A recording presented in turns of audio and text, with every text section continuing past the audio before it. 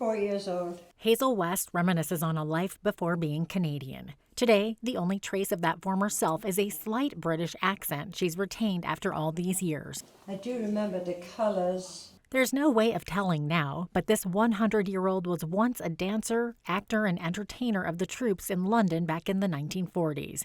It was during that time, at age 21, she met her husband Russell, a Canadian Air Force pilot based in England. The white flash indicated that they were in training. The one thing I always said, I would never go on a blind date. But that's exactly what happened when her best friend set her up with her date's best friend. The uniform was wonderful.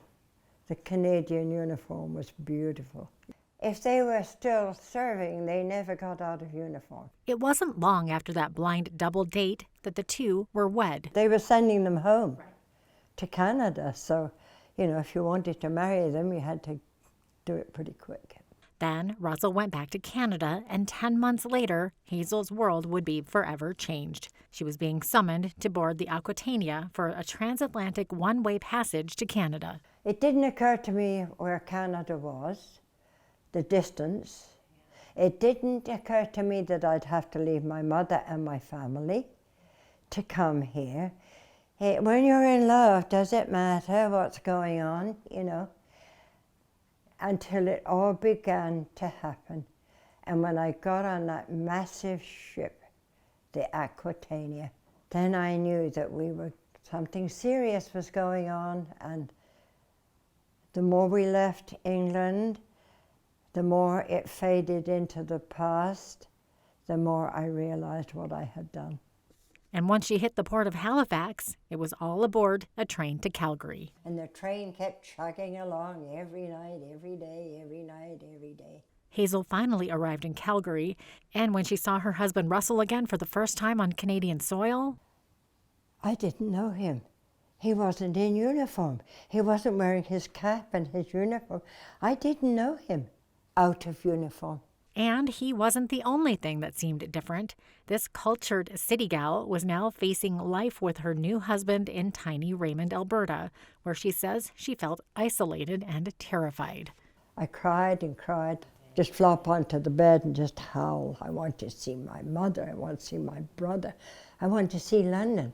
Not just the loss of London, but it was the loss of the person she was becoming, her good job back home, and her dancing career. It was the greatest loss of my life.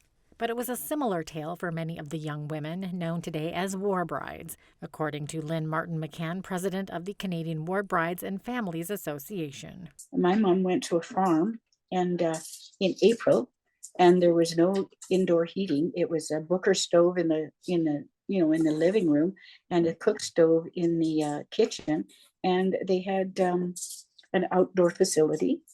So it was pretty difficult. The Canadian War Brides and Families Association has close to 100 war brides currently registered with them, and the organization celebrates their many contributions to Canada. Some of them were teachers, some of them were nurses, and so they found jobs here in Canada, but they contributed to the communities, many of them. And although life was so difficult and lonely in her early years of marriage, Hazel and her husband Russell went on to have 75 years together, 5 children, grandchildren, and now has great and even great-great-grandchildren. And though she's always longed for Mother England, she credits Canada with providing her the opportunity to get educated. And she had the chance to pull out her dancing shoes again, becoming a performing arts teacher in her later years. For Bridge City News, I'm Jeannette Rocher.